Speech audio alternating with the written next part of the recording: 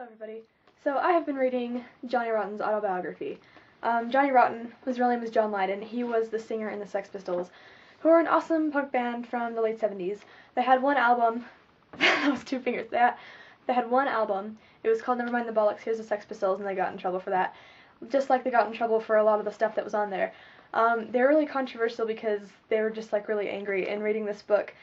He's just talking about just his life and stuff, and he hated the whole government thing with the monarchy. He thought it was a joke, hence the song God Save the Queen, in which he calls the queen fascist and all this stuff, and she certainly didn't appreciate that. Or anarchy in the UK, you know, they had a lot of stuff like that. In this book I've noticed that he's frequently referring to the fact that he was from working class. His parents were immigrants from Ireland. He was born in London, so they were like really poor working class people. And I think it's kind of, I don't know, it's weird how he always classifies himself as that, and is always insisting that he is working class. And I think that, okay, here's where I make this relevant to life. If we stereotype ourselves like that all the time, we're not really true to who we are, and we're just trying to fit into whatever stereotype we think we are, and we're not really being ourselves. So I think that you should not stereotype yourself, because then you're not really living up to your full potential, you know? And I think that even though Johnny Rotten kept, you know, stereotyping himself as working class, he still made an effort to be really original, so I guess that was okay in his case. But I think that as a general rule, I think you should just be who you are and not try hard to fit into any particular group. Yeah, there's my little life lesson of the day.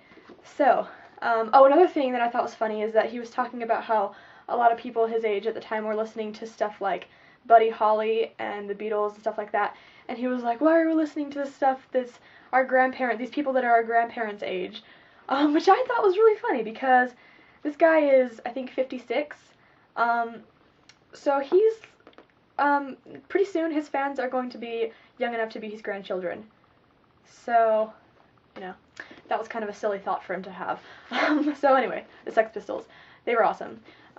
They sort of were really important in sort of inventing punk, I guess. They were one of the first punk bands in London.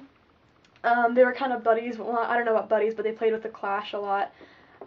Yeah, they were really good. They're really angry, which is kind of fun, I guess.